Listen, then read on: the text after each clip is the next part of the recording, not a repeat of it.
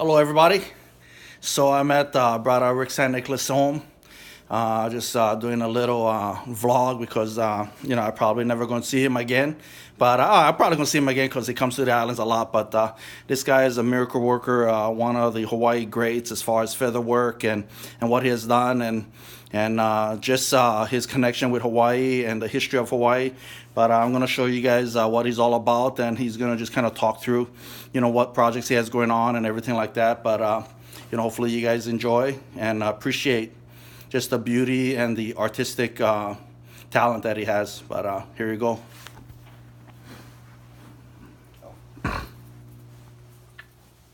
So this is Brother Rick right here, Rick San Nicolas. Aloha. Aloha. That's it. I've known Rick for close to 20 years now. Wow, Rick yeah, is no kidding, huh? 20 years, yeah. I know. We both had hair.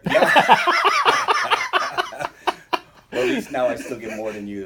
You still get more than me. Yeah, that's right. That's why I grow them on the chin now. Yeah.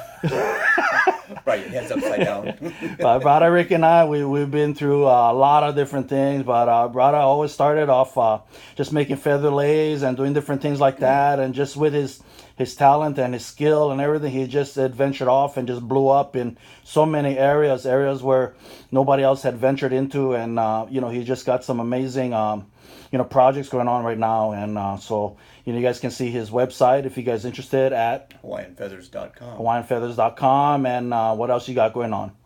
Hula Festival too. We got the George Naope Hula Festival. We do that once a year in Once July. a year in every July year. in Sacramento. Sacramento, yeah. And, but then otherwise, this is what I do. I'm the luckiest person in the world. I get to do No feather work kidding. every day. That's know, right. so- And what is the sort of this shirts is that's just your what is that? used The for? Makana Aloha Group, that's what I do. A lot of my work under that name and such too. So And then on the back, that's the sort of a stamp with the all embroidered cape. all embroidered cape. And the capes, you'll get to see exactly what it's all about. But this project right here just finished, right? Yeah, this is an individual project commissioned by the Kauai Museum. And this is a cape that represents the King Kamuali'i. And this cape is an original design of mine as far as a cloak, because Kamuali'i is not known to have, or there isn't a known cloak that's known to belong to him. I'm sure he had them, but that's not one that is indignant of him. So one was designed. This is going to go and be on permanent exhibit at the Kauai Museum. Is there a helmet that is affiliated with that cape? Well, there's the helmet of Kamuali'i. That's probably one of the most well-known helmets in the Bishop Museum collection because of the shape that it's in. It's a beautiful helmet too. It's actually very similar to this helmet over here, although this one is known. I made this helmet, and the actual design is known to have belonged to Kalani Pu'u with the triangle designs on the side. Kamuali'i's helmet is without the triangles, but then just with other kinds of the small lines on the front. So what about you was talking, I know you told me the story about these pictures and the capes and the project you have going on, but just explain everything. The big project I'm working on is for the Hawaiian Legacy Forest, or legacytrees.org, and every time I make a cape for this collection I've been commissioned to do, which is 14 full feather cloaks and 14 mahiole and the kukaili moku that you've already seen, but there's a new painting that's designed and painted by Brooke Parker that features each one of the capes. So the first one is the one with the Kamehameha in the center. That cape, the sash, and all gold. The helmet. You finished that already, yeah? That one's at the Four Seasons Hualalai on the Big Island, and that was the first of the collection. And then this one that you're looking at right now. This is number 4. This is number 4 in the collection, and that cape with the black represents the High Chief Ke Kuhaupio. That one is in public display at the Hawaii Convention Center on Oahu. So, but each of the paintings are done every time I finish a cape. So I only have room for 2, so I only get 2 up right now. And then the other ones, there's one that the cape that represents Kalani Kaui Ka'alaneo, also referred to as Tutualaneo, who is the only chiefess, and that was that had a cloak made for her. So that one's at the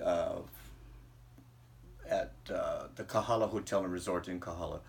And then the other one is waiting for installation, which is the Cape of Kivala'o, and that one just got finished the end of the year last year, and that will most likely end up on Oahu, and so date's still to be determined. But I think that one will be installed this spring, and so that'll be the fourth Cape.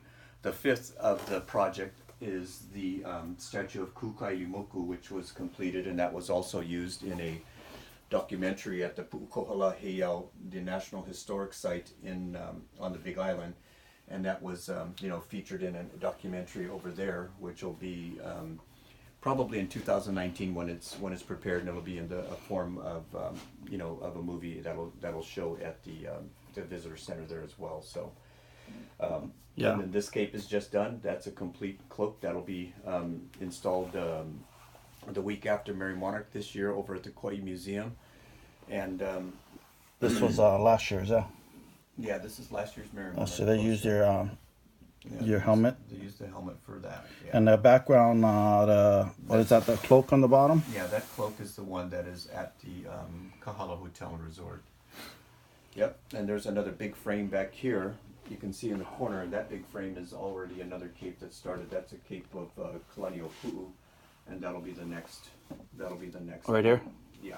Oh, the one that's covered? Yeah, it's all covered. So. Yeah. So also explain again. I remember about the artist that actually is doing this also. So like this particular one, this was just kind of I was talking about. It was his inspiration about sort of seeing you as part of.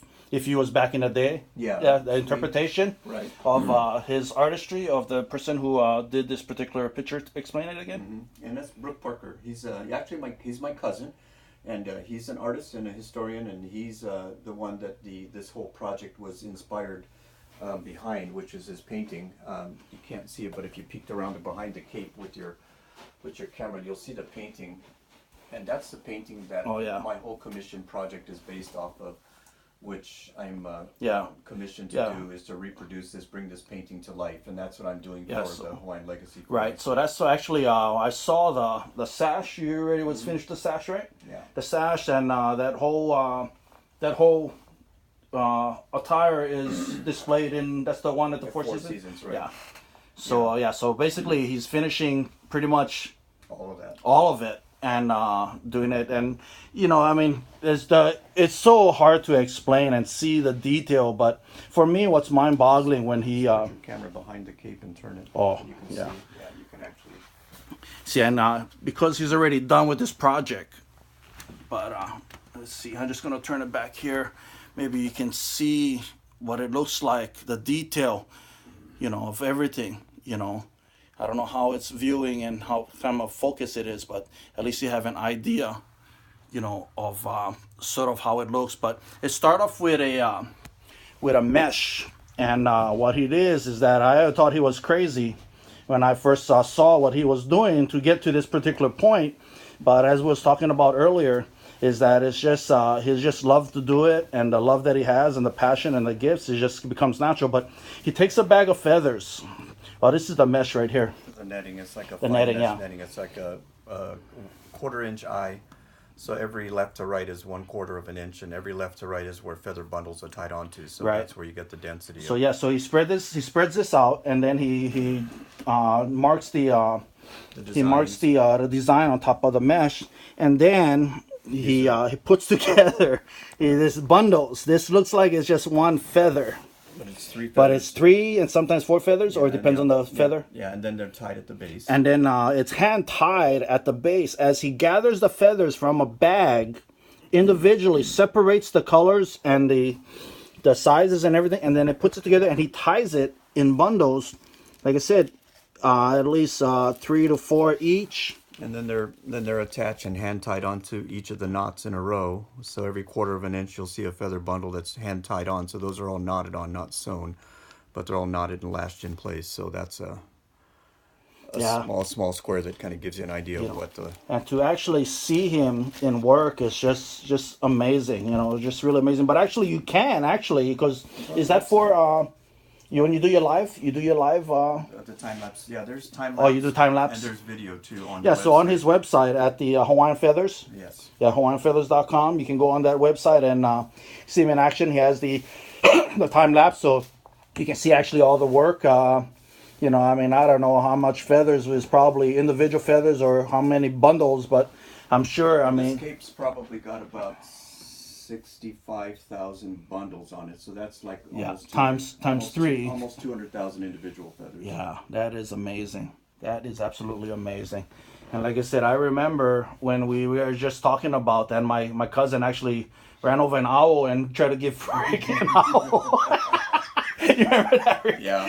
So, but no, we were talking. See, that's a regular ringneck feather pheasant up there, and this is a golden pheasant. That's not a golden pheasant. Silver pheasant. Silver pheasant right there.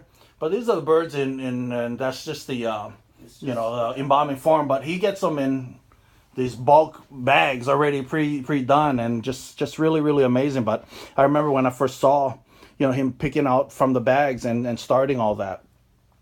But just his work in general, like I said, so it's just really amazing. But this is the probably one of the rarest and one-time type of situation where you're gonna meet somebody like this. And I just wanna thank Brother Rick for his friendship and everything, and he's gonna be missed. Yeah, So I miss you too, brother. Aloha.